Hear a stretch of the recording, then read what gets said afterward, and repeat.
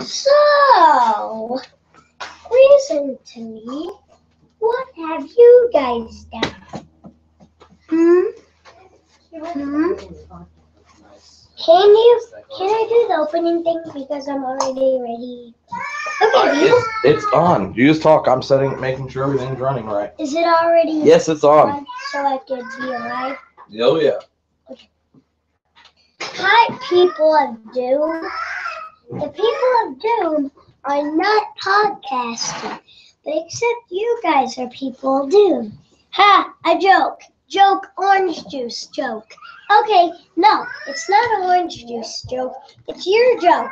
Your joke that you made up. The person who's watching this video, he made it up. He or she made it up.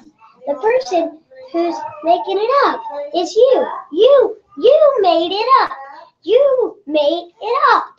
So you are making it up. The person who's watching the video, he or she is making it up. So that's the joke that it technically is. Elgin! Hey, Elgin! So leave that in the comments who it is. If it's you or somebody else. Okay? Okay? Okay? Okay. Or just say who it is. Okay? Hello, Elgin. Okay. Hello, Elgin. Goodbye, people. What's up, Todd? Hey, dude. How are you? And I'm doing good. Elgin, say hi to Todd. hi, Todd. Hey, Elgin. How's it going, man? Good. Good. Sound like you were giving some good instructions there, man. Okay, I'll tell you the joke that I said. I'm ready for it. Yeah. Okay, I said, what did I say? We're about starting. Hurry up and tell the joke. I said, I need to remember it. Performance. Who's eating roly-polies? No, it's you. He or she. Who's watching this video? You are. Who is watching this video? Oh, orange juice joke. Whatever it is, I don't know who it is. Oh, can you please subscribe? Nowhere? Okay, dude. I'm a bottle of enchantment.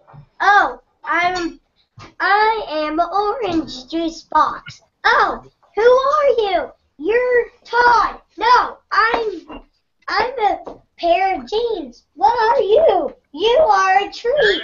I don't know what I am. Oh, I'll tell you what you are. You're a pair. All right, Pebbles, inside. Yeah. We're starting, Elgin. Dad wants to do it so I get done to see you and hang out before bed.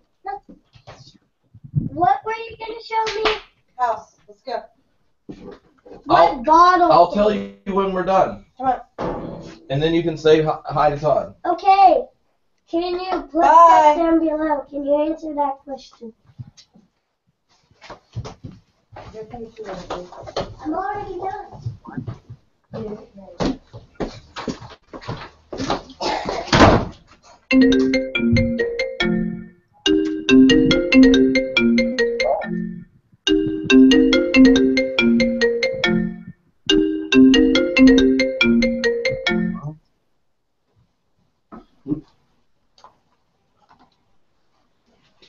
No idea.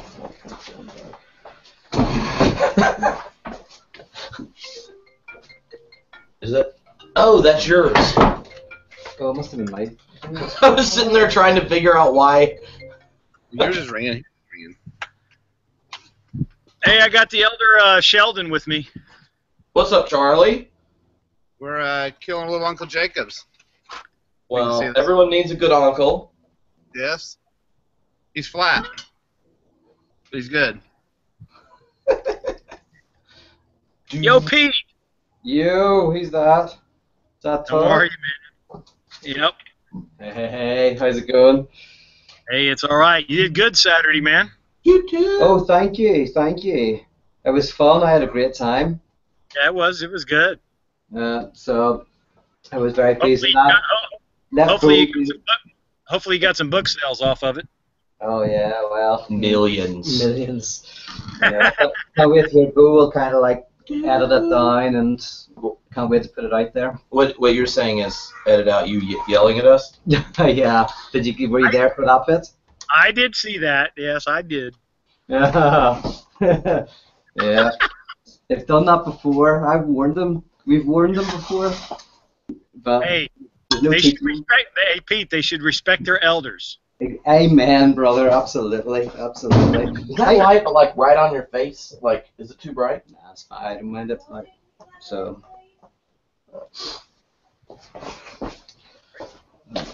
Well, I'm glad we're on the Zizek today. Yeah, I'm Well, looking forward to it. Should be fun. Alrighty. I have a little sip of that, if that's all right. Oh yeah. Would I like it? Maybe. You never know, Pete. I could have a DNR. we know that that you can have DNRs. That's one of your Yeah, that might be. That might. He wasn't. Oh, what was that? Oh, were you saying something, Todd? Charlie was asking if he was out of DNR. No, still got a can or two, don't we? Still got a few cans. Yeah, there's two left. Now the question is if Alicia shares. Oh, is that her beer of choice? Okay. Well, you know, there's like a she doesn't like this one. Oh yeah, I don't like IPAs. I know you don't, but the him and the ha. It's dark. Okay, give me a little But sip of it. You know, it's also technically a farmhouse beer, and sometimes you're like, well, that's weird. Well, I like weird, as you probably know from living with me. All right, well, hello, Homebrewed Christianity participants in this high-gravity experience in which we investigate philosophers. Talking about Paul today, we talk about Slavoj Zizek, the puppet, and the dwarf. Part 1. Amen. And I know that Pete is pretty thrilled. I've seen him just doing little jigs all around the house. I'm a big fan of, obviously, Zizek, and I'm a big fan of this book in particular. It's a great book. And contrary to what people think when they say, oh, Zizek, he's entertaining, lots of stories, but you can't really get to the heart of his project. I think this book is very clear about what he's up to. In fact, I think these two chapters that we're going to look at tonight, if you find them 500 years in the future, and this was the only piece of Zizek work we had, I think you could broadly work out what he's doing just from these chapters. Ooh. Or at least you would get a very strong sense of the direction he's going. Well, there you have it. You're going to discover the entirety of Zizek's project tonight, as we discuss these opening chapters. Now, you had mentioned that before, just jumping straight into this book, that you wanted to take us for a little ride, Yes. or could we say a little drive? Yep. With Senor Freud.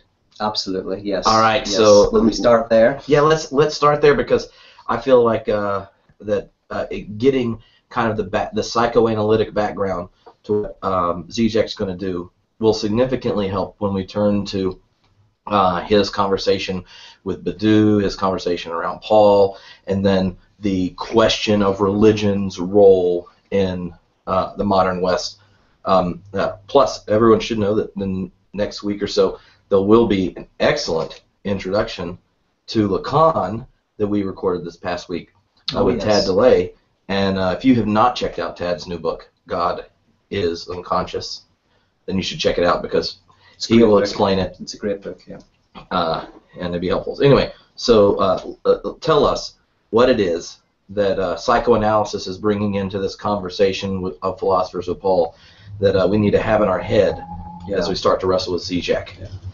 Well, I think that in order to understand what's going on in these two chapters and in this book, it's useful to have a little bit of vocabulary from kind of psychoanalytic tradition. And particularly, I think what's important for understanding what's going on is a definition of the pleasure principle, the reality principle, and the death drive. And when, as I'm talking about those in the next 10-15 minutes, we might mention some other terms like symbolic castration.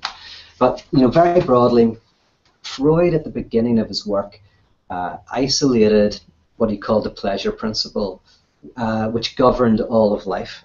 Similar to utilitarianism, it's the idea that we want to maximize our pleasure, minimize our pain.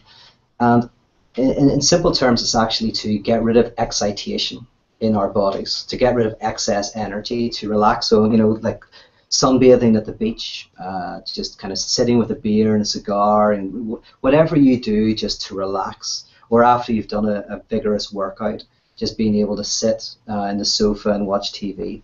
This is a type of calming thing that that human beings, that all creatures seem to want. This exiting of this excessive energy. And what you have early on in our lives is this desire for pleasure and this desire to get rid of kind of unhelpful and difficult emotions. And often to do that, we want things. Now that I'm living with Trip and with his family at the moment, you see this with the children. Elgin will want to watch a movie on TV, and that's his desire. But then comes in the reality principle. The reality principle is, well, there's 3 other people in the house, and we don't all want to watch Transformers for the 3rd time.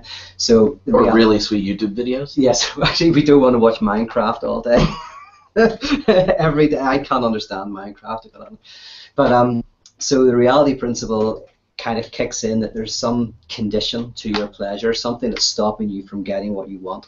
And reality principle and the pleasure principle, as we all know in life, they hit on each other. And what eventually we discover is actually the reality principle isn't something that the pleasure principle hits up against. Actually, the pleasure principle requires the reality principle. And if you've read the 2nd chapter of this book, you'll see that brilliantly coming out in his analysis of G.K. Chesterton and the idea of fairy tales. You've got a fairy tale where you can have whatever you want, but you've got to be home at midnight. One condition, some reality principle that looks like it's stopping you from getting more pleasure, but actually it's required in order for you to enjoy anything at all. If you just got what you wanted all the time, just life would become incredibly boring. So that's the pleasure principle and the reality principle. Now, what Zizek is doing is he's connecting forms of New Age spirituality, paganism, westernized Buddhism, largely with the fantasy of the pleasure principle without the reality principle. So it is the fantasy of having perfect peace and harmony and oneness by doing yoga or by kind of various meditations. We can kind of reach a place of nirvana, a place in which the excitation of our being is minimized. We're no longer stubbornly attached to this world and some excess in the world.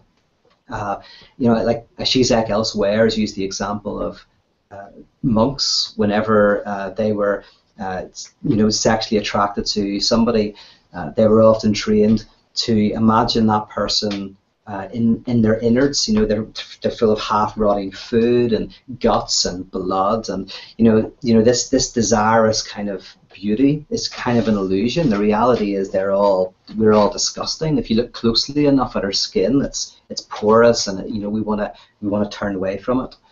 And so Zizek says that there's this desire in us to kind of have this pleasure principle, which allows us to get rid of our excessive desire. Like when I walk around LA, if I'm in the center and you see all of these shops that are constantly, telling you that this car is amazing or this person's beautiful, it can actually be very oppressive. It grinds on you, and you just want to be able to escape from that, So Zizek kind of says there's this paganism, in a sense, is the pleasure principle without the reality principle, and that's why G.K. Chesterton says it's ultimately melancholic. It ultimately kind of doesn't give you what you want. Then there's perverse Christianity, and this book should probably be called, the subtitle's misleading. It says the perverse core of Christianity when it probably should be overcoming the perverse core of the actually existing church. And that's what they're trying to do. It wouldn't be as sexy a title, but that's what Zizek's trying to do. He's trying to have a non-perverse reading of Christianity. But the perverse reading of Christianity is that Christianity gives you rules and regulations and things that limit your pleasure so that you can actually have pleasure. It limits things so we can have it. And of course, the perverse reading of God is God, in order to get pleasure, gets us to fall, puts us in this place of sin and depravity, and then comes and saves us, and then we all love God. It's like the parent who pushes over their child, abuses their child, so that they can comfort their child. Right? So there's this desire to hurt the child in order to be the savior to the child. And this is perversion. The perverse subject is the subject who instigates a law that that limits us and causes us to fall, and then so as you can get some pleasure from it. So that's kind of the perverse structure. But Freud later on decided and started in his work with people, said the pleasure principle and the reality principle can't describe all of our human activity. And in fact, there's something beyond the pleasure principle. There's something going on that can't fit in with that reading. And it's this sense in which we often pursue that which makes us unhappy. We often pursue displeasure. And we do things that are against our self-interest. In fact, that's the bread and butter of therapy, is when we continually are acting against our own self-interest, doing things that we know are destructive. And this brings us into the realm of the death drive. And very briefly, the death drive kind of comes about as we become subjects in language. When we to become a subject, we experience a loss. We are symbolically castrated. And this castration is, the interesting thing is we think something's been cut off, castration, something's been cut off that gives us pleasure. But actually it's the castration itself that causes us to think that there was something that gives us pleasure. So we've experienced a separation in language, separation from the mother, and that fall, that descent into the world, which is actually an ascent, but this kind of like this seeming fall into the world of where we are separated from one another and we're separated from the thing that would make us whole and complete, can cause us to put other things in its place as we grow up. So other things take the place of this idea of, oh, if only I had that, that would be amazing. And it's not getting rid of the pleasure. This is something different. This is like heroin. This is something that will just blow your mind. And now, the death drive is where Zizek would locate capitalism. So capitalism operates broadly within the death drive, in that you're constantly, things are being put in the place of, this would really satisfy you, this would be amazing. So instead of the Buddhist, westernized Buddhism of kind of getting rid of desire, capitalism is constantly saying, here is an object that will give you what you want. Now the problem is, as soon as you get the object, it doesn't satisfy. So you need to keep going, and another object's put in its place. And this drive, not for stasis, not for kind of like getting rid of the excitation, but this dramatic increasing pursuit.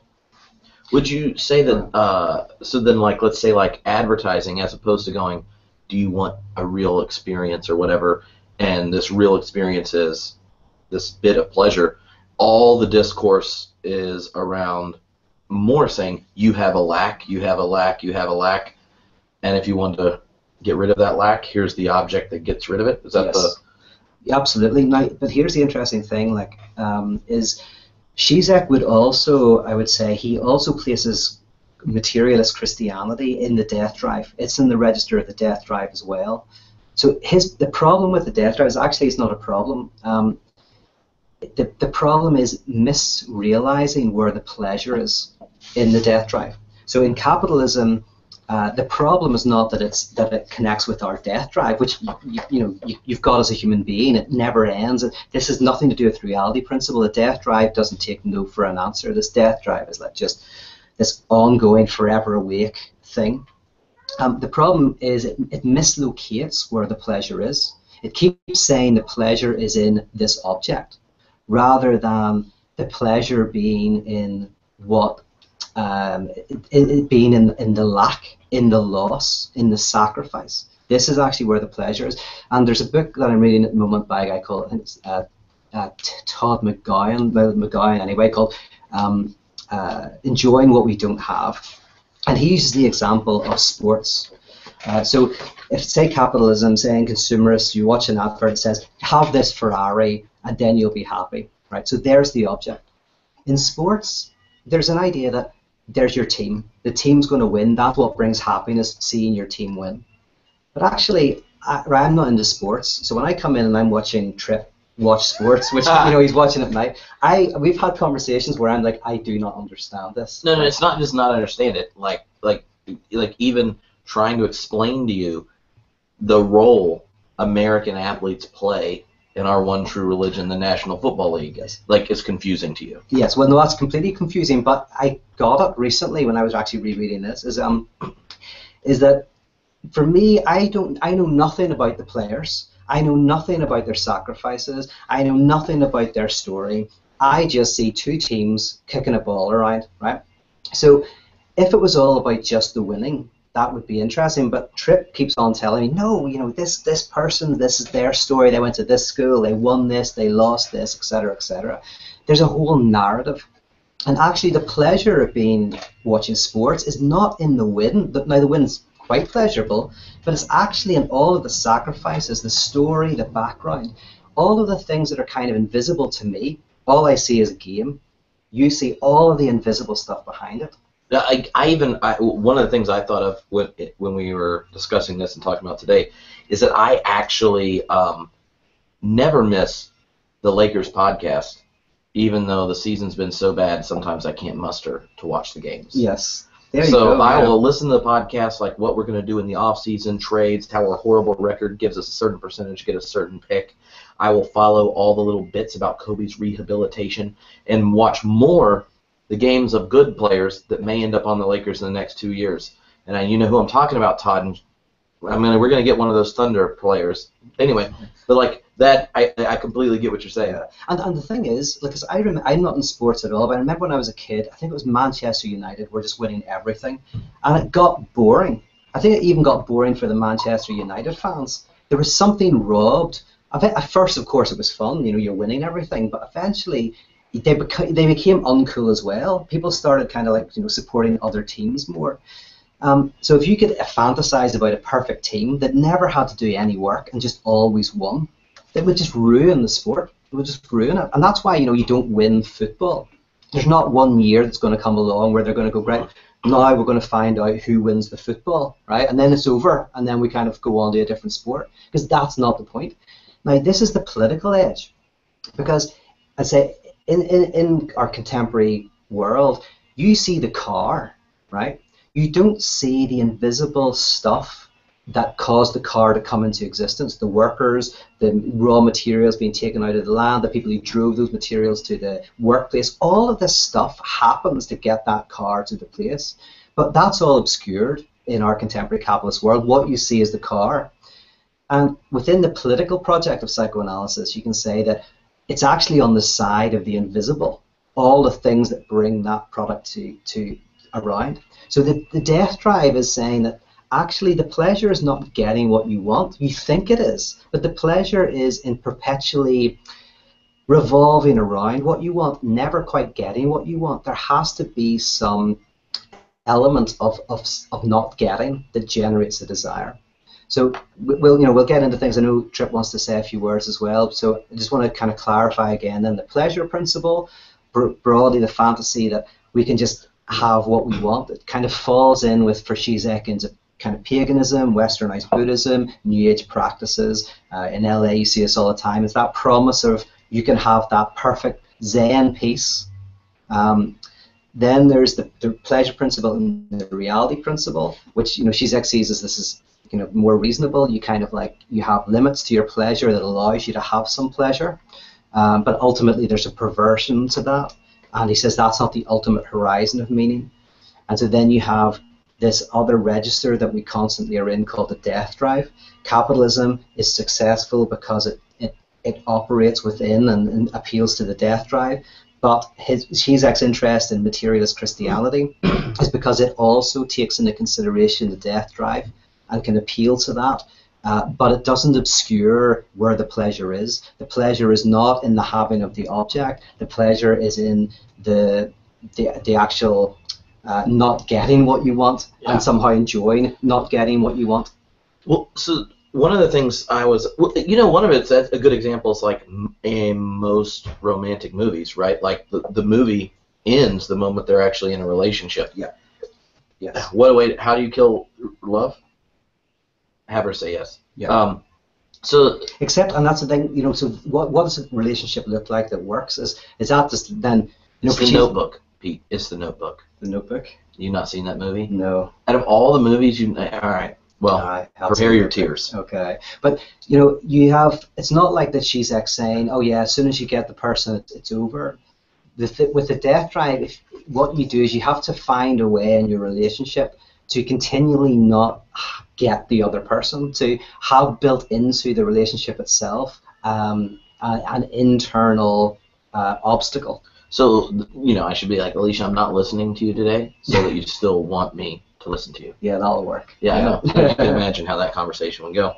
One of the things that that came to mind was how when you get to like the notion of religion today, that he's critiquing this kind of shift in culture where religion for a long period of time would have been kind of the dominating ordering structure of existence, and nowadays it's kind of like I'm spiritual but not religious.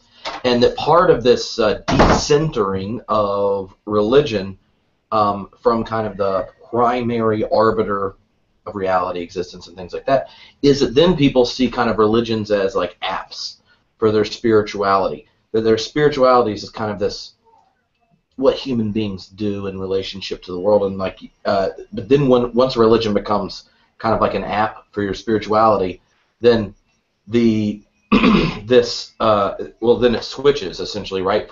It turns a religion into the capitalist form of that religion as opposed to the materialist form of that religion, because it becomes an add-on to this quest to become okay with the way you relate to your world, as opposed to a completely different way of being honest about reality and lack and existence. Oh, so yeah, this is the therapeutic or critical, and so religion becomes a therapeutic way of better engaging with reality or with the system.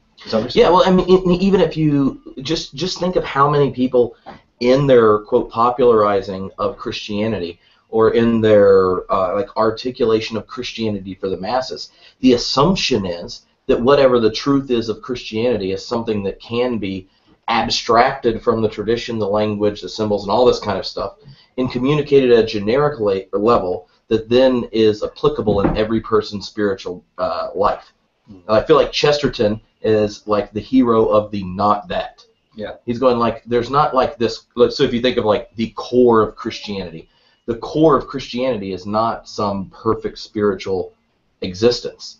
It's actually it would be a threat or a critique of some kind of perfect spiritual existence. Yes. If I'm got you right, yes. I mean, his ultimate critique, I mean, so Chesterton is a kind of hero of sorts because he gets that. His ultimate critique of Chesterton is it's still perversion. I mean, Chesterton, for me, if I'm reading this correctly, is the best perverse form of Christianity you can get. Because he puts it on Front Street. Yeah, he puts it on, and it's there, it's clear, it's smart, it's a great critique of, it's a brilliant critique of the New Age, it's a great critique of westernized Buddhism. Chesterton just nails that. Chesterton just hasn't been able to tarry with the death drive. Chesterton hasn't kind of grasped that element. But one thing that he's talking about in the introduction, is that we believe more than we think we do. Mm-hmm. So in some respects, he's critiquing the idea that we are kind of separated from our religious belief. That's the postmodern thing. We put brackets around everything, and nobody really directly believes. And what that does, of course, which he talks about in the introduction, is creates the naive believer. Those crazies over there, they really believe that the world was created in 6 days, and we don't. But one of the things Zizek is saying, he doesn't go into it here because it's only in the introduction, but he's saying, well, you know what, the weird thing is not that people don't really believe what they're saying. The weird thing is often people believe more than they let on. And there's actually something I'm going to do next week. This isn't going out public, is it? That's just to the people here in the course. Only the people in the course. Yeah, because I don't want to tell the people who I'm going to do this to, but I'm doing this. But I told you about this today. Yeah. Well, I'm talking to a group of kind of mostly secular people in Belfast, and what I want to do is I want to say, who's secular here? Who doesn't believe in God? Who doesn't believe in the angels and demons, right? And then I want to get some of them to call up pictures of their kids, if they've got kids, on their mobile phone, and share them around little Johnny and all of this. And then I want to call some of them up and ask them, give them this ancient satanic prayer, this ancient satanic I can't even say the word. Incantation. Incantation, right? And invite them to say that over their child, right? And what I'm imagining will happen, Darren Brown, he did something similar to this a few years ago, and he found that in a room of like 600 people, there was only about 5 who would do it. Because even though the people don't believe, and go like, I don't believe in the angels, demons, gods, not at all, not even I'm agnostic, of course it's all ridiculous, it's all stupid. But then when you ask them to do that, strangely what happens is you realize that they believe a lot more than they think they do, and that makes them susceptible to being reintegrated into the church. This is why churches are often good at getting backsliders back, because although a person thinks, I don't believe, the structure is actually operative. They just don't realize it's operative. Well, and Zizek tells the story of Heisenberg, who had the horseshoe over his door, like Heisenberg principle, quantum mechanics, this indeterminacy principle, brilliant scientists, and over the door, he has the horseshoe, and they're like, hey, why do you have that over there? Like, it's a superstitious, keeps out the ghost or whatever. And he's like, well, of course I don't believe it, but I heard it works either way. Exactly. I mean, and Tad DeLay, we talked about his book, God is Unconscious, but he goes into this, that the reason why Lacan talks about God being unconscious rather than God being dead is because of the Freudian insight, that if you have a son, say, who is always trying to rebel against his father, and you've got a daughter who's always trying to please her father. So it says the same father, the son is doing everything to rebel against the dad, anything that will piss him off. And the daughter is trying to do anything to please the father, picking the right partner, picking the right career, all of that. And then let's imagine the father dies. And both the son and the daughter know that the father is dead. Well, are they free now from the son rebelling against the father and the daughter trying to please the father? Well, we know that that's not the case. It's not that as soon as the father dies, they can go, whew, now we don't have to do that anymore. In fact, not only does it continue, it actually gets stronger. The daughter will find herself continually trying to please a dead father, and the son rebelling against a dead father. Hence, Lacan says, against Dostoevsky, if God does not exist, then nothing is permissible. Like, once God dies intellectually in your mind, God, as a function of the unconscious, can continue on, and it's that we need to adopt. So I think Zizek's just again is talking about that a little bit in the introduction, but doesn't go into it in detail. So I thought one of that we could jump in and just look at how he sets up the book itself. Yeah. Like in the very opening, he describes the modernity and the role religion plays within it. And it's right on page 3. He says that one possible definition of modernity is the social order in which religion is no longer fully integrated into and identified with a particular cultural life form.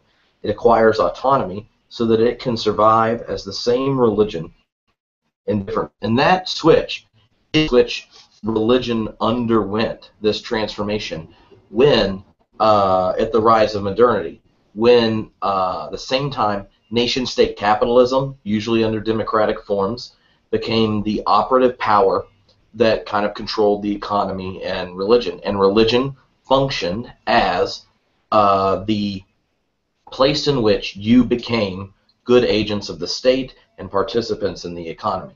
And as good agents of the state, then you participate in a vibrant democracy. You have an open public square where religious difference is shed, so you can have clear, reasonable articulation in the public square. And then you pick up your religion privately, when you go home. And those religious traditions are forming you to be good citizens and economic partners. Like, you aren't Enron. You don't cheat. You know that the big other's watching you and expecting ethical production. But we don't care what version of... You can put whatever myth you want on at home to make sure you're good, or any of these. And then that religious switch, the rise of global capitalism sets off religious imperialism in ways it had never set before. So all of a sudden, the growth of the market, the power of the nation state, and the truth of Christianity were all tied together at the beginning of modernity. That's the rise of this kind of Western imperialism going across the world. But it kind of points out that that story isn't the full version of the story, that there are also these other moves. He said, one, that this extraction of religion to being, more like a movable part of your existence enables religion to globalize itself, so you can find any of the religions anywhere you want. The price it had to pay was religion was reduced to a secondary epiphenomenon with regard to secular functioning of the social totality. So, we want you to be a Christian if you're president, but we don't want the Quaker to actually be a good Quaker and get rid of the army. We just which is what Nixon was. We just want you to say you believe in God and morals and that kind of thing. And then in this global order, religion has two possible roles: therapeutic and critical. Now, I bet if you're not familiar with Zizek, that's one of those things that any minister knows, that you have that choice on a regular basis. Mm-hmm. Right? Like, is your goal fine-tuning human beings to operate in the world that's already the case, to help children be good kids, to help parents be good parents and workers, to help grandparents deal with impending death? You know what it's like to encourage people to fit in the system that's already there. And what that means, right, is that religion has lost the ability to say anything true in Badou's sense, which Zizek is going to increase. Like, you can't make a truth claim because the truth is already in the ghetto. And the ghettos of what really is the case, the state of our situation, the reality of kind of global capitalism. But you can't have a better or nice ghetto. Or you have a critical form of religion in which truth actually calls into question the very locations we're thrown into, or that are inscribed themselves. Mm-hmm. Yeah, absolutely. I don't know if we want to say anything about that. Obviously the second one, the critical one, he says is more about in the realm of the heretical. He talks about that. So there's the orthodox and the heretical. In the introduction, the only thing that I kind of wanted to bring out, although I think it's a very good chapter, is that he sets up the idea at the end of Christ being a rupture, which I think is kind of like what's a key for understanding the whole book, is that Christ is the separation between God and humanity, and between God and God. And so Zizek wants to set up, which connects with the critical side of things. Zizek wants to somehow argue that in a non-perverse reading, I think he says in the introduction that what he's trying to do is a non-perverse reading of Christianity. In a non-perverse reading of Christianity, Christianity is understood as a cut within Judaism. So it's kind of like what happens between Judaism and Christianity. It's what tears into the social reality and the social form. And this is going to be an ongoing thing that he kind of comes back to. So, I don't know where he says that actually. I hate that I'm doing everything off a PDF. It makes everything impossible to find. Well, one of the things he does do in the introduction, I think, that's helpful, is therapeutic Christianity is treating the systems. the symptoms of the system. Critical Christianity is addressing the system itself. Yeah. And so I think, I mean, if you think in that kind of medical analogy, it's helpful. And what he actually does is rereads. I mean, it's rather brilliant. We don't have to go through the whole thing, but he rereads Hegel's kind of stages of religion in his lectures on the philosophy of religion, and he never tells you what he's doing. He's actually just using Marx's version of the dialectic, but rereading Hegel. And really what that means is that the story of religion as it gets to Christianity isn't this movement of the spirit into material reality. It's the other way around. It's material reality's recognition of its place and status in the world.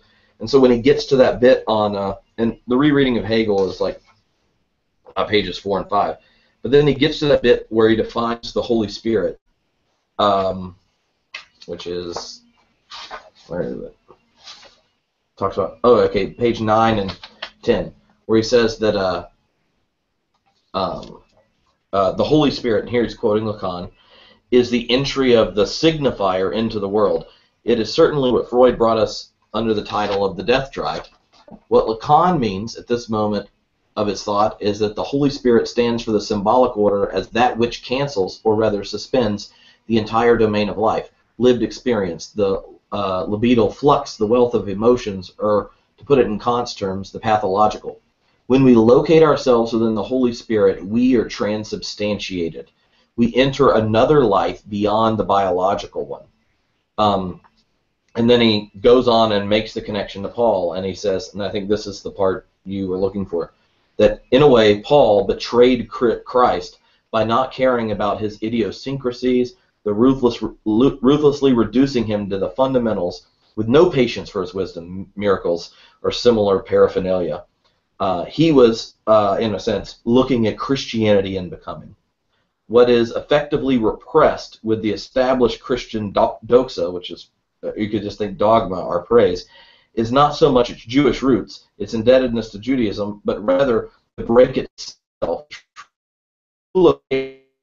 Judaism.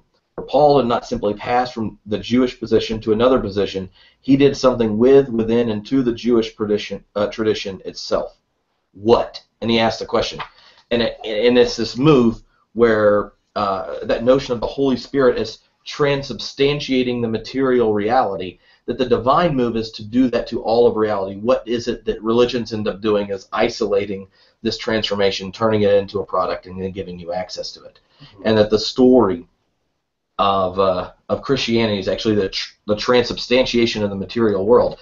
What is it that this event opens up? Isn't these little isolated interventions of some transcendent other, but the distinction between life lived on the terms it's given to you and life lived wide open, or life lived anew.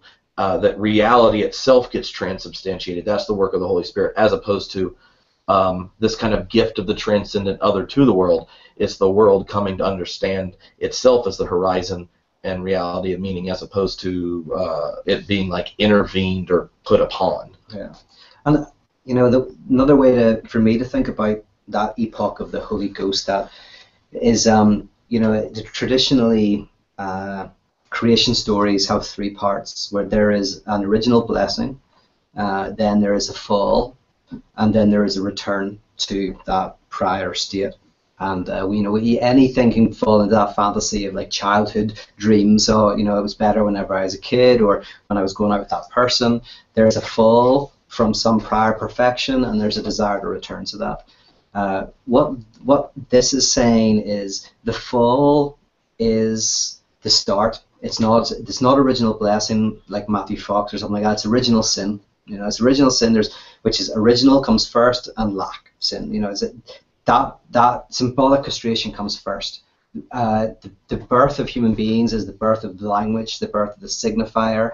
So the fall is kind of what comes first, which then generates a fantasy of an original blessing, which then generates a desire for return to that.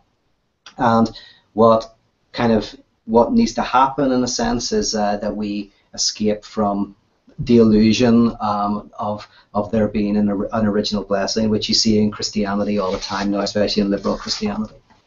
By the way, the one thing we didn't talk about as well, I wanted to say before we move on, is why it's called a puppet and the dwarf.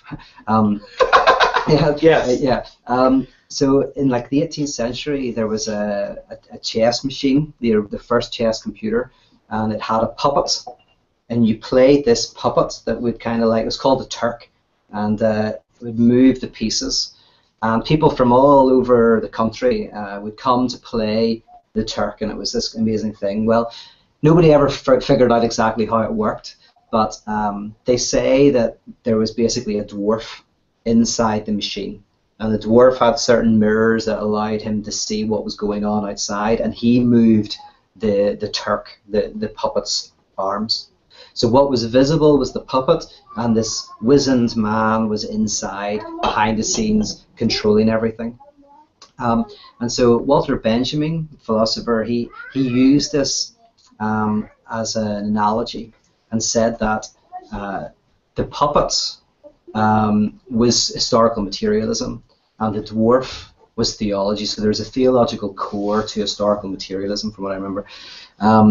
But Zizek says in our day, where you can't talk about historical materialism, you can't talk about Marxism, you will be laughed out of court if you're in America. That's the wizened dwarf that can't be seen.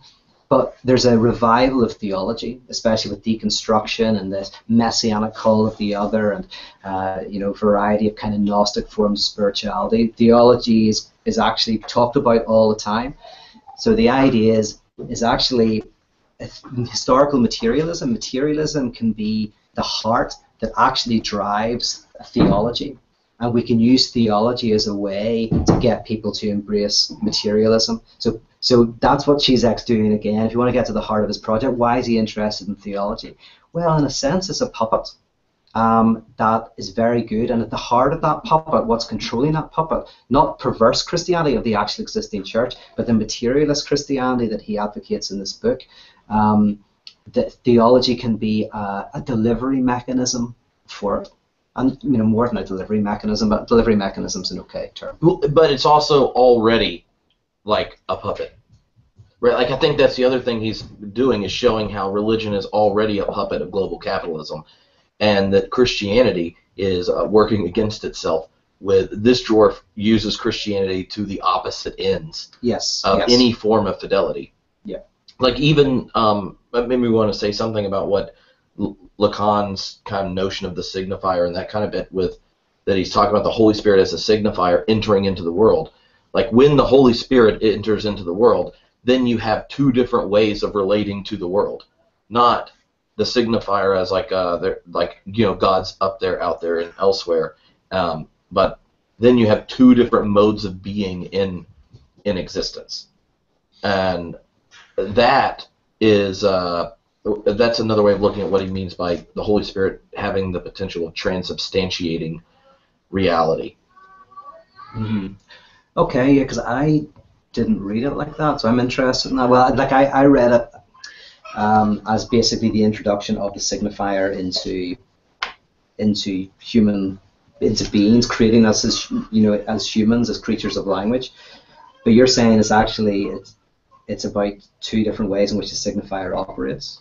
Right, like the Holy Spirit, when the Holy Spirit takes presence, root, or whatever in existence, then you're saying there are like two different ways of relating to the same reality. You can relate to the bread as bread, or you can relate to it as the body of Christ.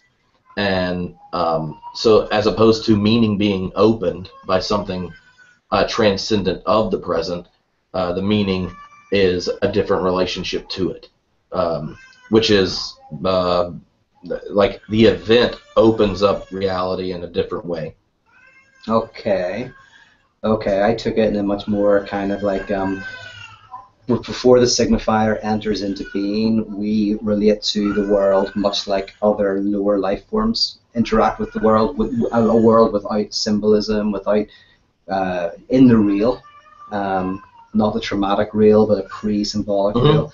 And then with the introduction of the signifier, that's where everything. So the entry of the Holy Spirit then is the necessary situation for the fall, which is obligatory for the possibility of something more. That's how I read it, but You spent way more time. no, with well, me. no, I but just, I don't that's know. just what I wrote down. Is there anything you want to say more on the introduction, or will we go to the chapter 1? Yes, let's. Well, other than like that, when he talks about the rupture of the event of Paul is within Judaism. Yes, yeah, very key, yeah. So, I have a friend who wrote a book called The Fidelity of Betrayal. It's a brilliant book. Quite influenced by this. Yeah, so maybe you could say a bit about that. That if to understand Paul and to understand the event and understand what it actually looks like requires, Zizek goes, please don't read him outside of the context of Judaism or you miss the point. Yeah. And that's actually in Tickler's Subject, if anyone read. I know I posted that chapter too. That's his critique of Badu. The Badu's event means that, like, to really get the event, you have to read Paul as a Jew, which is actually helpful if you're dialoguing, thinking back to Kirk, with contemporary Judaism. But you're not reading him as a Jew to then make sense of all his discourse as Jewish.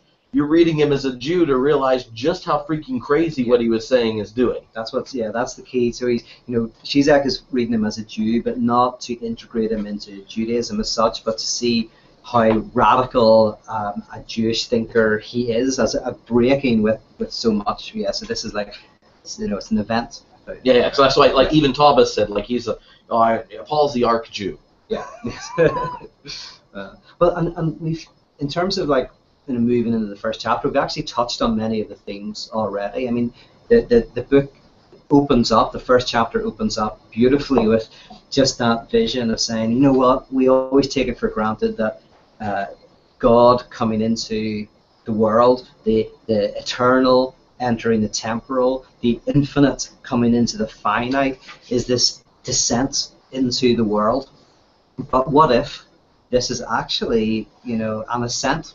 That the eternal is a boring place of pure potentiality it's just a prison.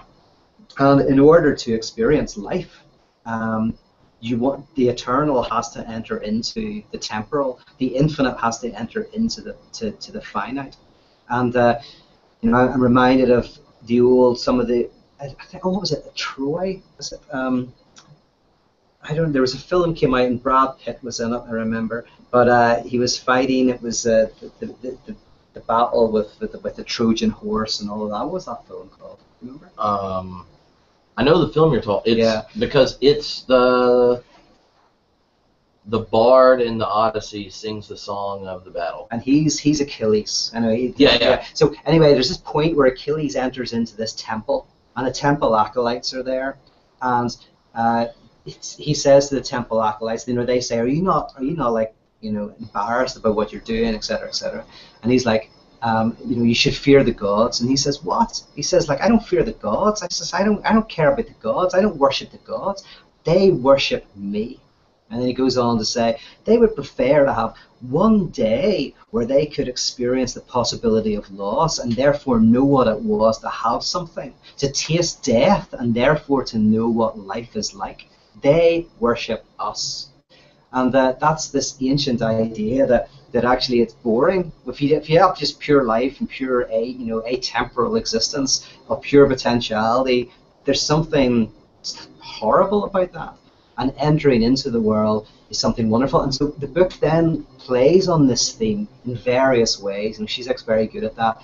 And he plays on an opposite of the Platonic idea, where the Platonic idea is, well, you start with an individual, you fall in love with an individual because they're beautiful, and then you take from that singularity some particularity. Well, it's beauty. There's something beautiful about her, and it's more abstract, and then finally, love of the form of beauty itself, and that's what's wonderful. It's salvation by ascent. Yes. Yeah, and then he turns it around by reading Wagner and looking at Sigmund and saying, the really courageous and interesting move is actually where you forsake the universal for the singular, and you would give up everything, eternity itself, for for this singular, broken, fragile individual who passes from existence in a moment. This is salvation by descent. There was I can't remember which documentary it was in, but it was like a Bob Marley documentary and it was interviewing Rita, his wife, and Bob was not notoriously faithful, but she was describing their love for each other, and then it was flashing to conversations with the kids, Rita's kids and other kids of Bob, and their frustration with the situation, and Rita says, yes, but Bob was the only one who's truly loved me, and they're like, well, what was that about? Well, the first time he sang a song about how frustrating I was, and so there's a sense in which she recognized his love for her, not in writing the perfect love song, but in writing songs about all of his experience of love and physical and emotional intimacy, and still saying you're the one I'm going to be here with, even though there's a whole host of reasons under any normal love song person relationship that didn't fit. Yeah. The page I thought of that actually makes that point was on page 15 where the quote is, and this is kind of his crescendo after first touching on the cross section.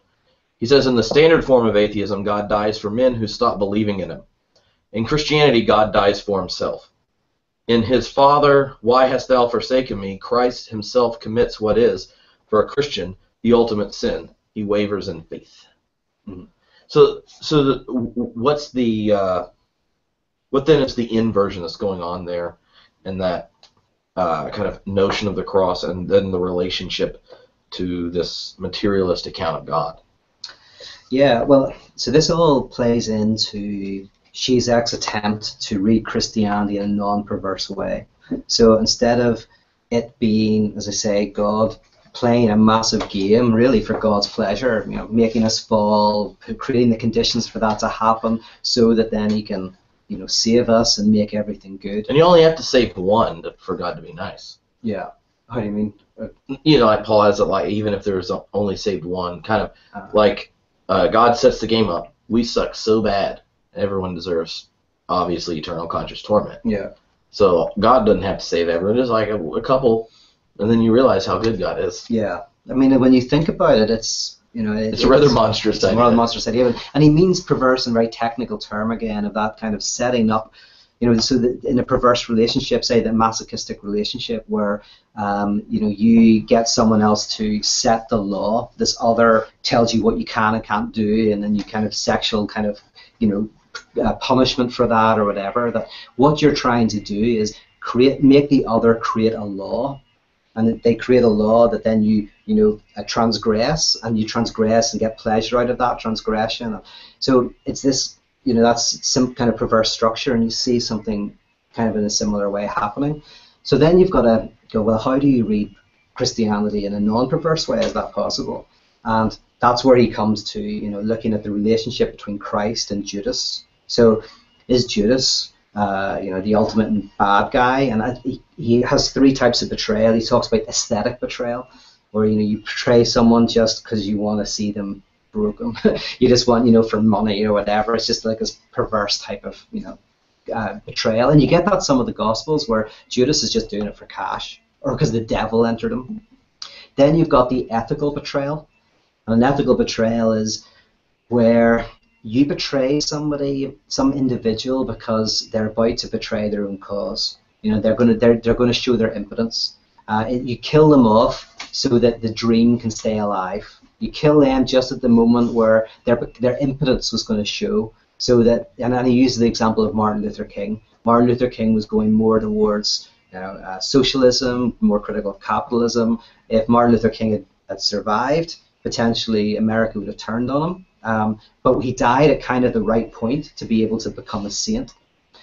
But Zizek kind of wants to look at another type of sacrifice, which is a little bit more complicated, where it's a little bit like the Kierkegaard sacrifice, where you sacrifice, the universal for the individual. We've already talked about that, where you sacrifice the universal for the individual. But where you also sacrifice the individual for that which is in the individual more than themselves, for that cause which inspires them and drives them. And so Judas and Jesus are seen as a pair of lovers who, Judas kills Jesus and then kills himself in order for the revolution, the universal exception, this universal church to grow. So what does he mean when he then goes on to call Paul like the linen? But especially when you think about the fact that how would you say it? Short of like spending a lot of time with these type of authors, like Marx, some bad ideas. Lenin, professional slaughterer. Yeah. Yes. Yeah. Paul is the outsider, never knew Christ. Zizek has this really nice reading of that kind of Paul replaces Judas as this kind of outsider apostle. He never knew Jesus. Has no interest, that we've talked about this in previous classes.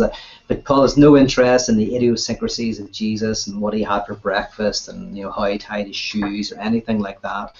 But Paul is committed to this universal church, this universal idea that is given birth.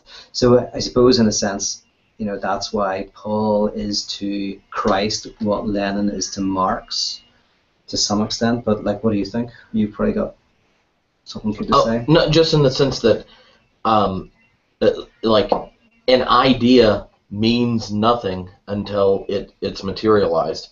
Mm-hmm. And for Paul took this Jesus who was crucified and identified as the Christ, combining this particular human being with a concept, and then in the wake of the Christ event, you are giving meaning to this particular person, only in the sense that they were embodying the particularity of a concept that's made material, and that the materiality of this given concept, Messiah, is only being defined in light of the materiality of this particular person. And so Paul does things like creates communities where you are baptized into Christ. You take up the mind of Christ. You are the body of Christ. That Lenin gave this particular person and the idea material reality in a community. Yeah. And Paul was the one who took the Christ event and made it not a live option among Jews, but an alternative social reality in the face of the dominating ones in the world. It was no longer the app you could add to your religious possibilities of particular religious expressions that happen under the general approved auspices of the iOS of Roman Empire. It was something other than that discourse in and of itself. And so Lenin was the one that materialized this, and in doing so, you end up, I think, in a sense, betraying a lot of what was there. But the betrayal itself is a form of fidelity. Yeah.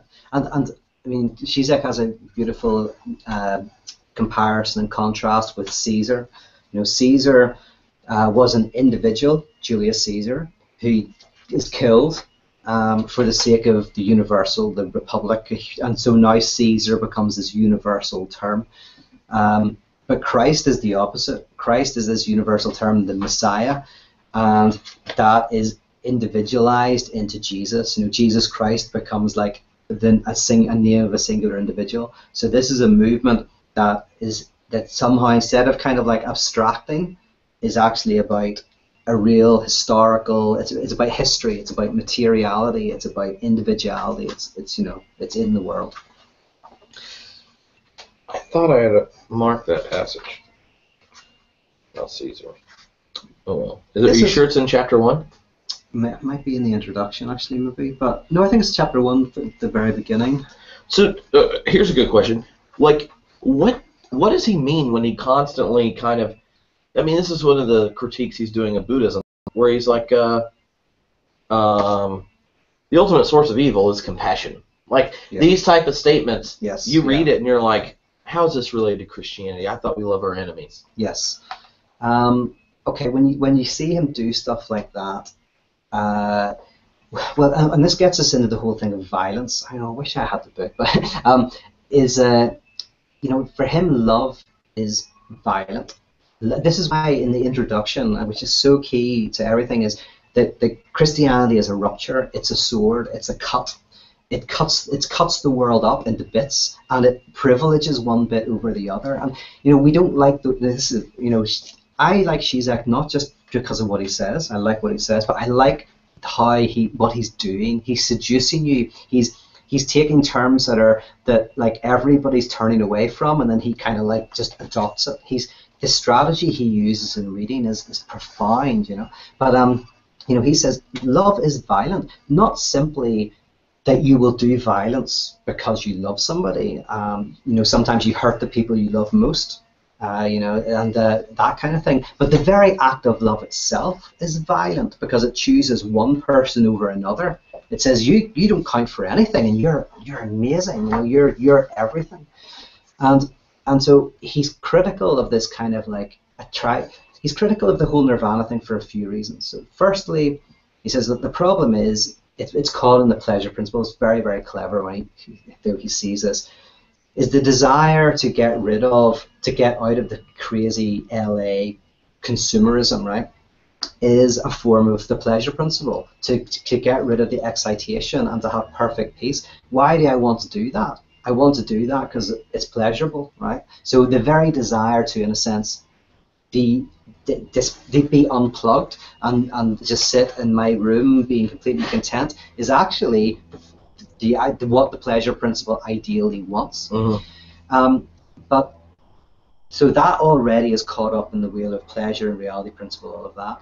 But then Christianity is on the side of disrupting, of throwing things apart, of breaking things open, and in that sense it's violent, it's aggressive, and in the context that he's talking about, like when he takes the frame of westernized Buddhism, it's evil. I mean, he uses elsewhere Star Wars as an example, where he says the pagan universe is Star Wars, perfect balance, everything is in order, everything's got its place. And into the pagan universe comes disorder. Disorder is Darth Vader, right? Darth Vader is like the Christ figure, but it's the Christ figure from the position of paganism, because we as the viewer of Star Wars are viewing it from the position of the pagan. So Darth Vader is evil, Christ is evil when you're in the pagan universe. What disrupts, what says, no, everything's not in its place and the rich and the poor just have to be there, What disrupts that is evil. It's what brings imbalance. And so that's why in one of my books I contrast Star Wars with The Prisoner, this British program where... Not nearly as successful. But so much better. But shh, don't tell. Yeah, but where the Christ figure, where it's the opposite. There's this pagan universe where everything is ordered and everything is in its place, and it's horrible. And into it comes this detective, or not this special agent, who's put in this prison where everything is perfect, and he brings disruption. And he's the Christ figure. The Christ figure from that perspective is good, but from the pagan perspective, this can only be seen as evil. There is some fan fiction that reads Darth Vader that way. Mm. It's not very popular, but one of the things that I thought would be kind of helpful is looking at the way he reads difference in relationship to, in contrast to Western Buddhism. He likes the Trinity. Yeah. And he likes the Christian way of relating to difference rather than this kind of relativistic postmodern sense of difference. So maybe I'll read the passage that's there, but I'd love to hear kind of the way he took it. And this is on page 24. He says, "What if, on the contrary, it is polytheism which presupposes the commonly shared background of the multitude of gods, while it is only monotheism which renders thematic the gap as such, the gap in the absolute itself, the gap which not only separates the one God from himself, but is this God? This difference is pure difference. Not the difference between positive entities, but difference as such. Thus, monotheism is the only logical theology of the two. In contrast to the multitude, which can display itself only against the background of the one, its neutral ground, like the multitude of figures against the same background, which is why in Spinoza the philosopher of multitude is quite logically also the ultimate monist, the philosopher of the one. Radical difference is the difference of the one with regard to itself, the non-coincidence of the one with itself, with its own place. Yeah. And he goes on to say that's why the Trinity is awesome. Yes, yeah. I mean, we were just talking about it there. Actually, it's the kind of that kind of New Age idea where behind all of the difference there is this oneness, there is this perfect harmony and this calmness, and there's this peace. Being as at one. The problem is we are caught up in an illusion. Everything's an illusion, right? Like the example of if you're attracted to a woman and you go like, okay, you know what, that's an illusion. Like if I really saw her for what she was, she'd just be, a mound of flesh and blood and whatever, And Zizek's, he's saying what's interesting about Christianity is Christianity is actually what divides the one up. It is the break. There's an ontology behind all of this, as you know. Is like the ontology is that being is not at one with itself. Mm-hmm. That there is an inherent antagonism to being, to existence, and actually, this might be helpful. Like the reason that's there isn't some weird atheist setup. Yeah. It's Schelling. And Schelling was the first philosopher in the 19th century to wrestle with the problem of evil in some serious way.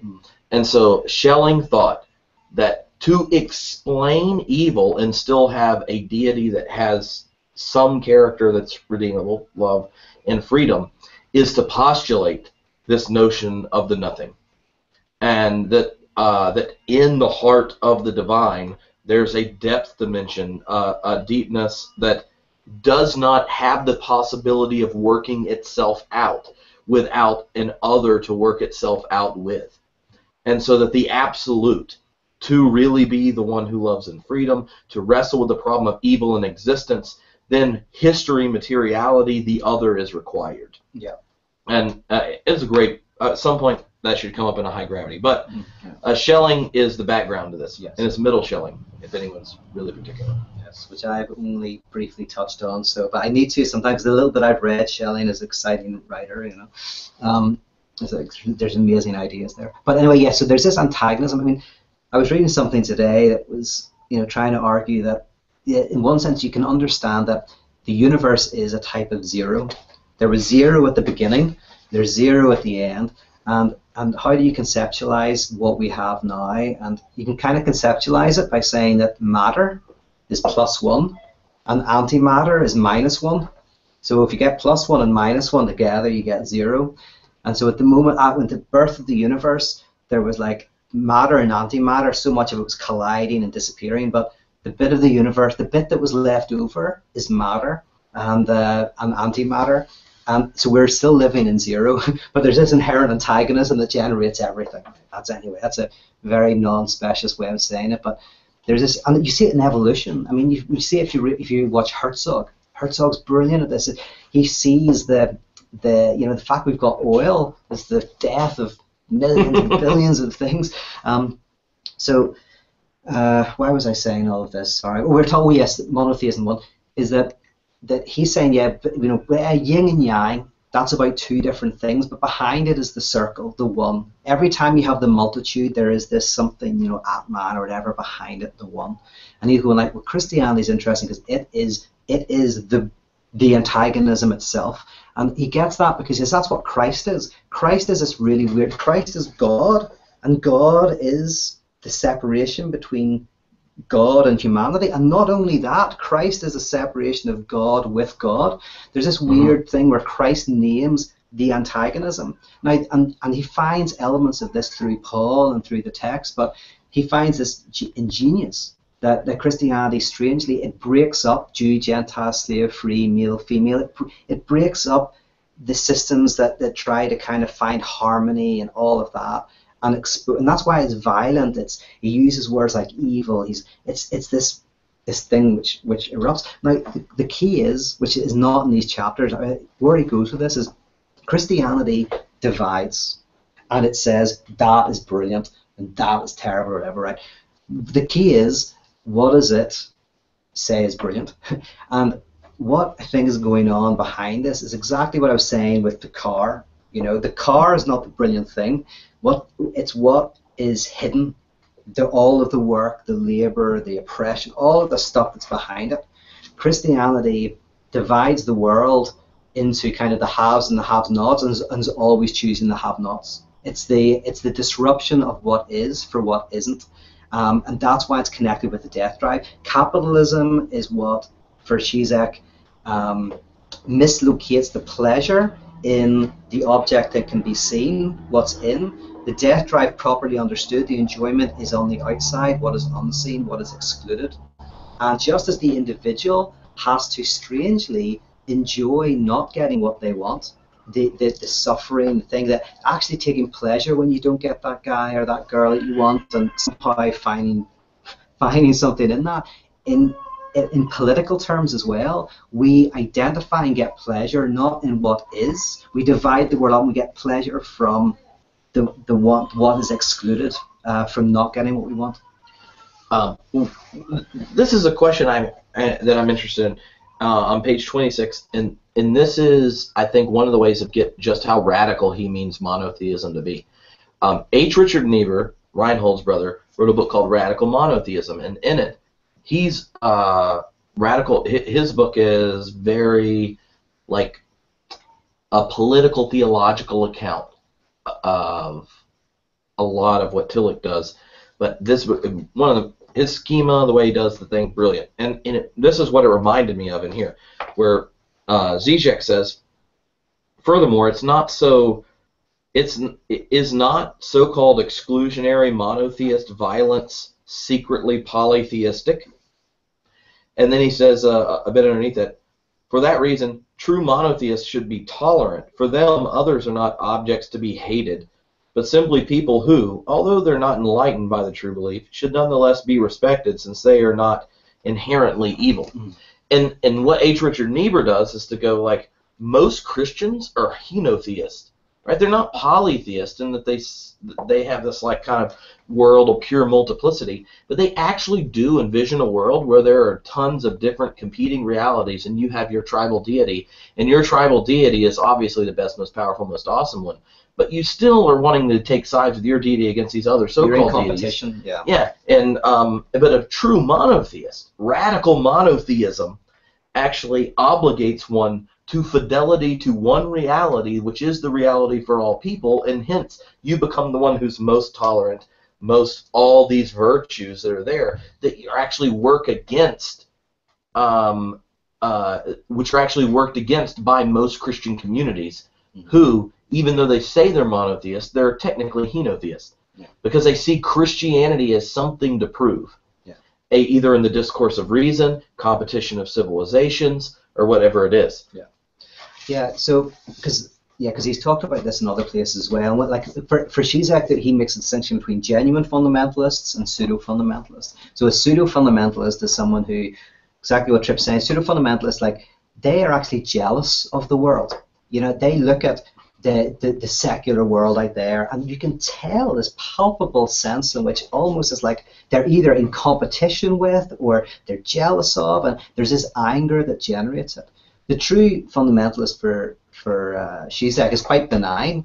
That's like the Buddhist or the Amish person, whatever, who looks at the world and just feels a bit sorry for us all, because like we're all lost in this kind of crazy illusion or whatever. There's no hatred. There's no sense in which I secretly like what they have or they're in secret competition. It's like, no, I've got the truth. Like I'm enlightened, and so like, I just feel a bit sorry for you. But of course I'm not going to get angry. I'm not going to get frustrated. I'm not going to kill you. I'm not going to act like that. Why would I? You just haven't found the truth.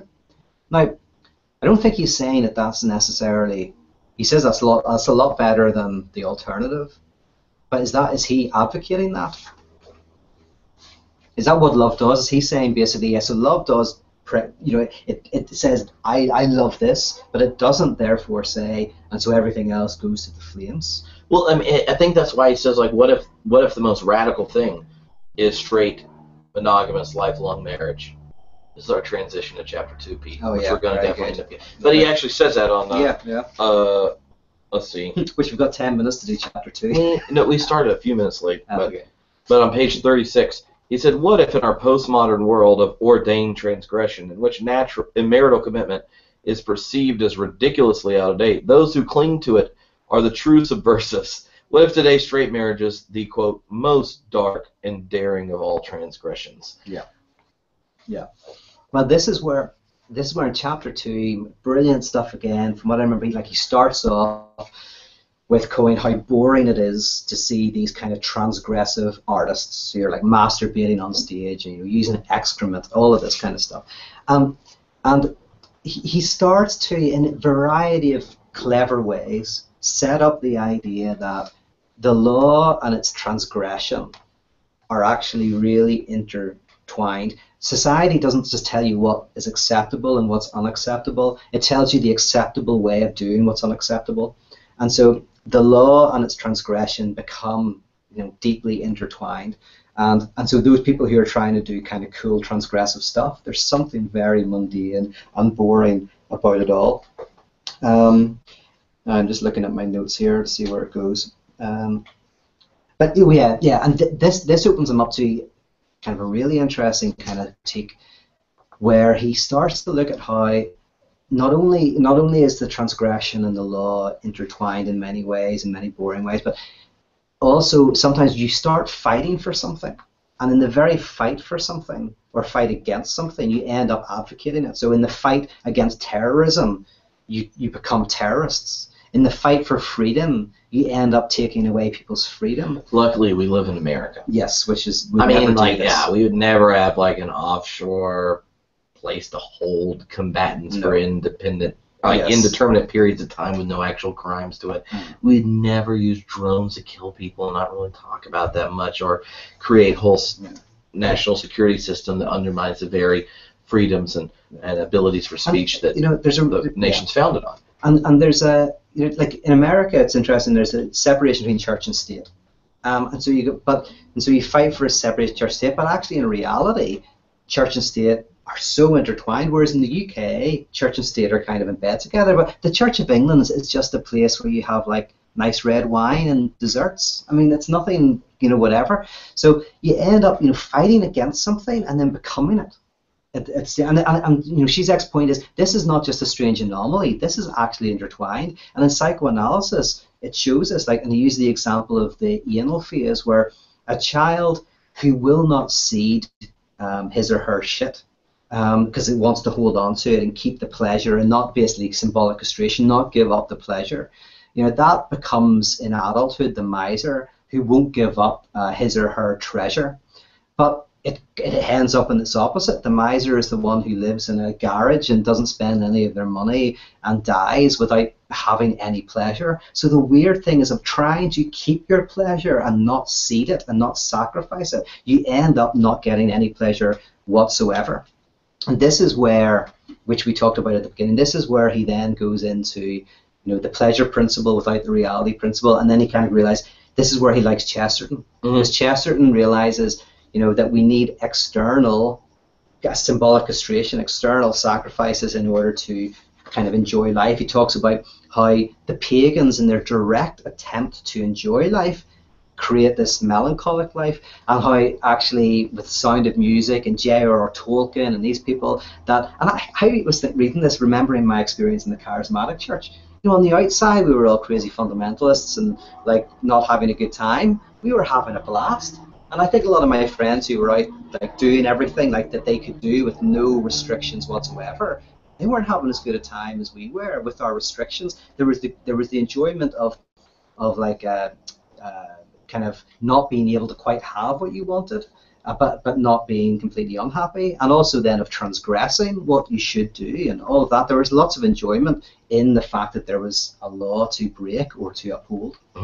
I was doing premarital counseling once with college students, come from kind of very conservative evangelical background, and the very interested in the weird rules they came up with prior to marriage. But then, like a couple months after, I was talking to the husband, and I checked in, had performed the wedding and stuff. And I was like, so how are things going? And he's like, well, like like once you can have sex, like making out is really boring. Yeah. No, I mean, He's like, I used to be good at it. Yeah. No, and you see this, like, and he talks about this near the end of chapter 2, that when there is just the ability to do anything, you take away the guilt, then all you're left with is anxiety. And the problem is, like, a lot of the dating game, it's kind of like pretending you're going to be able to do something that you're not. That if the person turned around to you and says, okay, let's do this right now, you'd be like, suddenly have anxiety. There's something that's very transgressive in some respects about not sex as much as you want as often as you can, but limiting in creative ways how you have sex or what you do is actually potentially more sexually enlivening than kind of opening the floodgates. And so in some respects, Zizek is an advocate of this to a certain extent, and then he wants to be a critic of it. He wants to say this is, obviously a better understanding than this fantasy of the pleasure principle without the reality principle, but he wants to say that this is not the only horizon. He wants to move it into the death drive. Yeah. Well, why don't you look, because I know that you had some very specific things you want to talk about the chapter, but he does end up describing quite significantly the notion of symbolic castration in chapter 2. For everyone that has never seen the movie Enigma, I was not 100% clear as to... I've never seen the movies. Yeah, you're like, 1981 movie Enigma. Thank you. I'm Netflix. It sounds great, but like the premise is wow, it sounds amazing. CIA one? Yeah. So like he gets done describing a movie that I've never seen. And he said symbolic castration is usually defined as the loss of something that one has never possessed. That is to say, the object cause of desire is an object that emerges through the very gesture of loss withdrawal. However, what we encounter here in the case of Enigma is the adverse structure of feigning a loss, insofar as the other of the symbolic law prohibits jouissance. Is that how you say it? Jouissance, yeah. Jouissance. The only way for the subject to enjoy is to pretend that he lacks the object that provides jouissance, that is, to conceal the possession from the other's gaze by staging the spectacle of a desperate search for it. Yes. Yeah. This. Do you want me to talk? Do you want to talk about that? No, go for it. No. Right. Yeah, that was a great thing, because the difference between castration in this and sacrifice is symbolic castration is the loss of what you never had. It's the voluntary loss where you give up what you never had in the first place in order to get some space to be able to desire, to be able to kind of live. And the example of the kid in the anal phase who doesn't give up his shit is a good example. Is like, in a sense, the symbolic castration is you give it up, and you feel you've lost something, but actually in losing it you can kind of like continue to desire other things, but trying to not give up the sacrifice. Last week I used the example of Lacan where he says your money or your life, where someone puts a gun to your head and says your money or your life. So you either don't want to cede your enjoyment, your money, what you can use to buy stuff and have fun and go out, you don't want to cede that, so you lose your life. Or you cede some of your enjoyment, you give the money that you've got, and you're able to keep your life. That's kind of the impossible forced choice that we all have. And the difference is, and I need to reread it to see what he's doing with it, but sacrifice is this interesting thing, and you see it where if you know somebody who is always buying stuff for people, always cooking to extremes for people, always doing extreme acts of sacrifice for other people, it seems like, oh my goodness, they are like, so good, and they're so nice, and they're never thinking about themselves. But sometimes that is the very act that allows them to have pleasure, the pleasure of that sacrificial act, but it's a refusal to cede. So he's making it an interesting kind of thing. Is the obsessional neurotic who kind of fits that frame. Mm-hmm. I'm trying to think which whether it's the pagans or the perverse Christians. The perverse Christians are the ones who are doing that, I think, who are sacrificing, pretending to sacrifice, but in my old fundamentalist church, we're pretending to sacrifice, we're doing all this stuff, but actually, oh man, we had a blast. That's different from symbolic castration. That's different. No, it's like like those inflatable gladiator things, like where those big inflatable like obstacle course and like foam things, and you beat each other up in. That sometimes like individual communities have this way of like being able to like participate, simulate, and have all this joy and stuff, and then like when you're the parent sitting outside of it, you're like, well, I never have that kind of fun. Like, there's no place where you actually have this like huge competitive drive in a safe environment for you and your peers to like beat the crap out of each other. Like when adults decide to get in a fight, it's not fun. Yes. And it's definitely not something you let go and go back to your hot dogs after. Yeah. No, that's true. Pentecostalism. Oh yeah. So I mean, what he does in the second chapter then is, so he's setting up these different distinctions between conditional joy, which is the fairy tale stuff, which he does in this chapter about saying that, you have to like peel an onion, but if you peel an onion, then you'll be able to eat as much as you want, or some ridiculous thing that's always in a fairy tale that's like, why is that there? Why is that strange condition there? You can have as much fun as you want, just as long as you do that, right? That sacrifice, that one sacrificial object, and then you can have it all. And realizing that it's the sacrificial act that actually allows you to enjoy. That's what allows you. That's the Freudian insight that Freud came to later. Lacan really brings it out, maybe more than Freud, that the reality principle and the pleasure principle are like intertwined and require each other. Then he wants to say, and this is where Paul comes in. He goes, problem with certain C's is great. You need the obstacle in order to get the enjoyment, etc., etc. And he also makes a distinction, by the way, between the object that you desire and the object cause of your desire. The object you desire is the thing that you want. The object cause of your desire is the thing that generates your desire in the first place and sustains your desire. And if you think of it like, let me try to, if you love somebody, but you love them because they're inaccessible, but as soon as you're able to go out with them, suddenly your desire disappears. You don't understand it. You really desire and desire and desire, and the moment that they're available, suddenly, boom, your desire's gone. In a sense, the object cause of your desire is the prohibition, the obstacle, the thing that's keeping in way. That's actually what's causing your desire. And as soon as you lose that, you lose the desire itself. And we use the example of the woman who's sleeping around and feels guilty about it. And the therapist stops the woman feeling guilty about it. And then one of two things happens. Either she continues to sleep around because she wants to do that, that's her path to pleasure, or she loses the desire to sleep around because the object was not sleeping around. That wasn't the object she desired. The object, that's what she desired, but the object cause of her desire was the prohibition.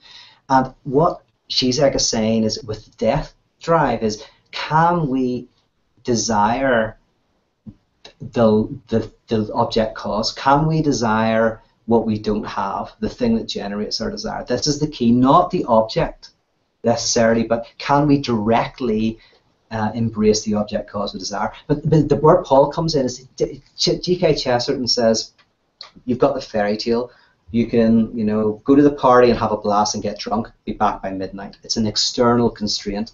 Paul internalizes the constraint. The constraint is not an external law. The constraint is within. So Paul says, those who are married as if you're not. Those who rejoice as if you're not rejoicing. Those who have as if you have not. So now there's a weird thing where you're not desiring the thing that you can't quite completely have because of the obstacle. Now the obstacle is inherent to the object itself. And this brings us into what he thinks is a much kind of more interesting position. So how does this kind of the inside of the death drive change something that was a theme picked up in Talbis and in Badu, that there's a productive agency in the law? Like the law produces both prohibition and desire at the same time. How does seeing within Christianity not grace as freedom from the law, which would make, and its productive force as desire and prohibition, but how does it kind of make a twist or variant on that? Yeah, so the law is the realm of the pleasure principle. and that's how we live most of our life. You know, the pleasure principle, the reality principle, that's the realm of the law. The death drive knows no law. It knows, from what I can understand, I'm not, but it knows no law. If you're more in the register of the death drive, I mean, it's always there, but in the register of the death drive, you desire not because it's not available, not because you can't have it, not because of some external critique, but neither do you desire the object itself. You directly desire the internal obstacle, the nothingness itself. You directly desire the loss. Because there is, the object, here's the key, the object doesn't exist that will make us whole and complete. That's the fiction that you give up, that you receive in symbolic castration. You receive the fantasy of the lost object as symbolic castration.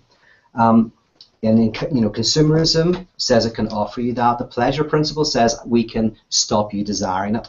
And in Christianity, in a sense, materialist Christianity, it's you can desire the very loss of the object and continually get satisfaction from the loss. And that means, for Zizek, that's love.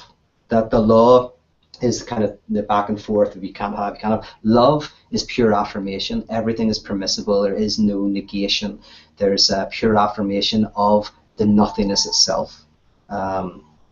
That is within the subject, that was within what we desire. Does that make sense at all? And it does, and it made me think of a question that I got as a message about this, and the question was about the last cigarette.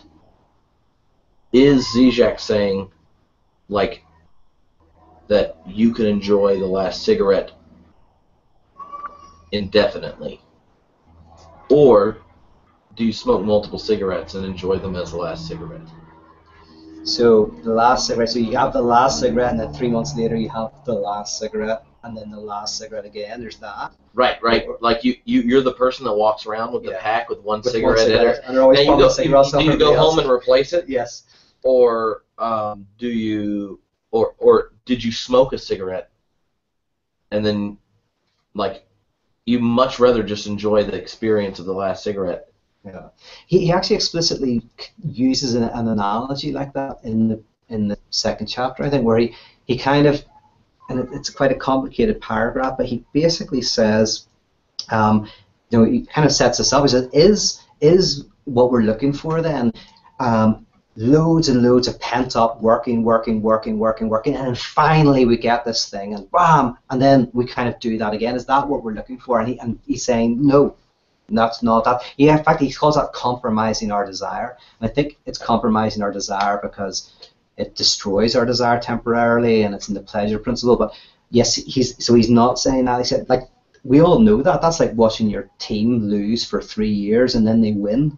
And there is a real pleasure to that. There's no denying that. But that's the pleasure is really in all of the sacrifice of the 3 years that have come up to it. And what he's saying is it's a shift in how we conceptualize, because we're still conceptualizing the last cigarette as the pleasure. The cigarette's the pleasure. We still haven't directly embraced the object cause that makes the cigarette pleasurable, which is not the cigarette. It is the nothingness and the kind of, it's going to be the last one that I'm holding off. And it's kind of like shifting our perspective to not thinking about the last cigarette, but to directly enjoying what we don't have. And that's a book that I'd recommend, Enjoying What We Don't Have. It's a good book. But we directly enjoy what we don't have. So what if we just lit cigarettes regularly and watched them burn out? Yes, that's the answer. So there are a couple, 2 questions, because I don't want to not talk about the questions. One, Pete, normally rather keen on AA. AA is an application of Christianity that developed out of the Oxford group in a therapeutic way. How does Zizek, would he see AA as a therapeutic form of Christianity and disapprove her? How do you think he'd see it? I don't know. I wonder if he's ever talked about AA. He used no, I thought he used the 12 steps. He didn't know he used the principles of denial of death that way.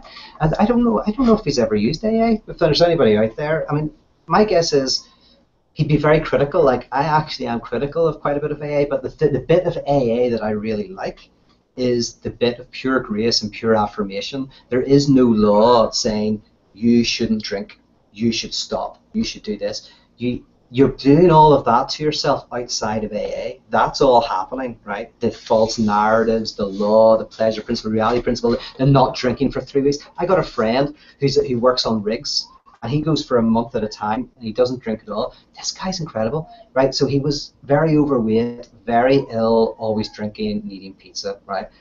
He got this job on the rigs. He goes in, all he does is work out every day, like 7 days a week for 6 weeks, comes back like a Greek god, and then just pizza and beer for 6 weeks. And then 6 weeks, I mean, it's not healthy, but the drinking at the end of it is, it's like this pent up, it's the no, it's the yes, and he's caught up in that whole system. And AA, it's the way I read it is like, it's a breaking free of that. You have to just accept who you are and what you're doing in a community of grace, radically accepting, radical affirmation. Everything's permissible, not everything's beneficial. And that is the instrument of change. So, I mean, he's not against therapy. She's exercise, is like psychoanalysis. Psychoanalysis is just a terribly untherapeutic type of therapy. It's a therapy in which you don't get someone patting you on the back and saying it's all going to be okay. You have to do the difficult work.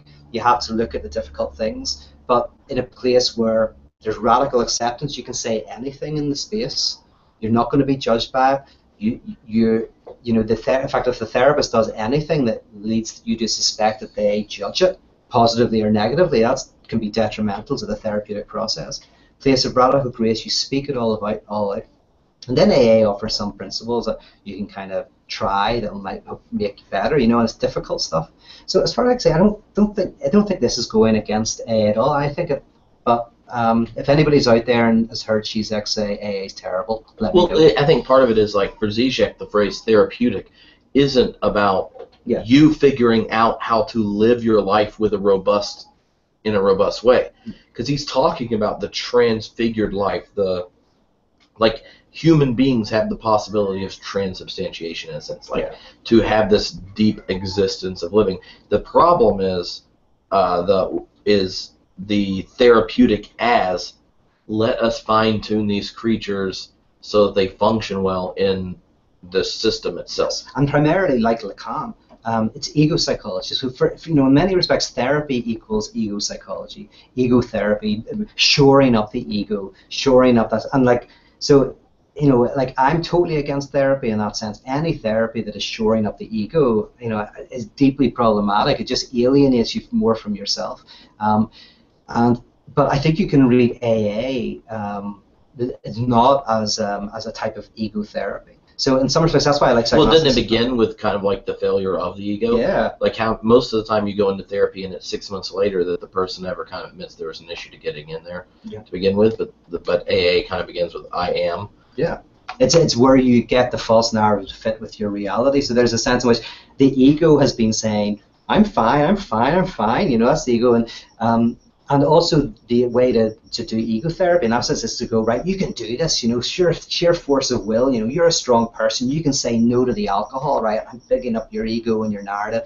AA doesn't do any of that, So it's a very untherapeutic form of therapy. In that sense, it's not self-help. So the other question here that we haven't really touched on is about transgressive art. So like if transgressive art has actually become boring, what would qualify, or how is there would you get to kind of an artistic event or a rupture or something like that if the performative difference is no longer Well, I mean, I don't know if Zizek would say or no, but it fits in with his frame anyway, is that there's the acceptable transgression and there's the real transgression. The acceptable transgression is, as I say, what the system kind of lets you do with a nod and a wink. And that Zizek has a brilliant literal interpretation of the commandment, "You shall have no other gods before me." He reads this as a fundamentalist, as a literalist. He says, God is saying, "You shall have no other gods before me." Just like a dad would say, "You're not getting drunk in front of me. Do it discreetly. You go and get drunk, but not under the house." God's saying, listen, of course you can have other gods. You can, family and money and all that. Just do it discreetly, right? Whenever you come to church, pretend it's all about me, right? and this is key to the big other. The big other never just tells you what you can do and you can't do. It always tells you what you can do with a nod and a wink as well. The stuff that, and so Jesus, the elf on the shelf, your Alicia found Jesus on the shelf. The point of the elf on the shelf is it sees what you're doing, but also you can go into the other room and do other stuff. It's kind of allows you to do. But so the big other, it tells you what you can do and what you can do and whatever. Now, truly transgressive art is very occasional. For Badiou, it's an event. It's like science. It doesn't happen every. That's what we want. We live in rapidly changing times where everything is always no.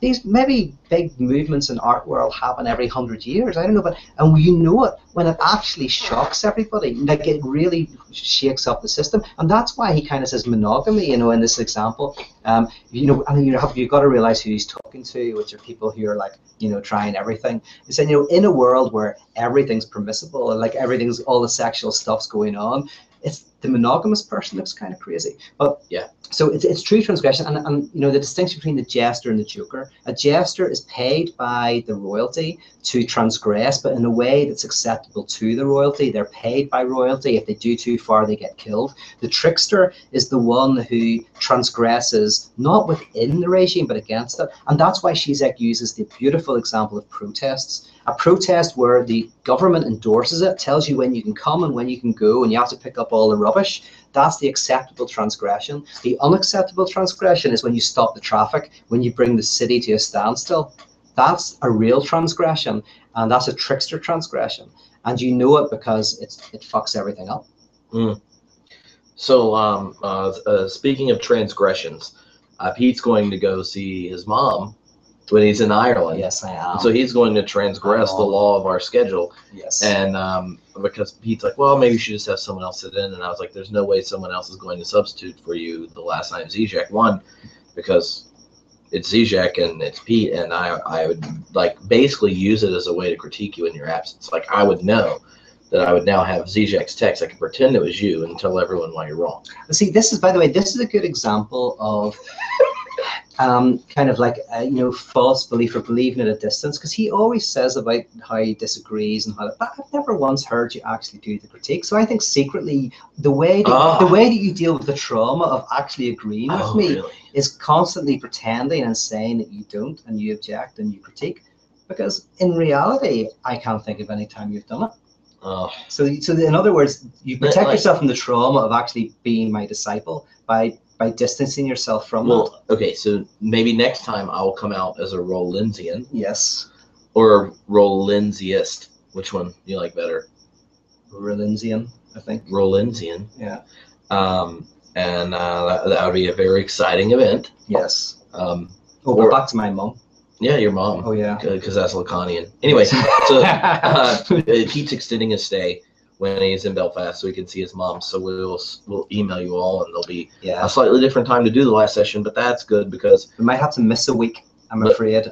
So and the next week maybe on a slightly different day, and I apologize. That's because we're going. But the thing is, that way I can convert to be a Rollinsian to your face. Wonderful. The secret would be if I did it when you weren't there and never told you about it.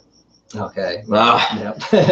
No, we don't want that to happen. All right. Well, thank you, everybody. I feel like I was more alive today because I particularly like Zizek over the other people we've studied. So. And by that you mean almost everyone. Yes. So I can, except your mom. All right. The Todd.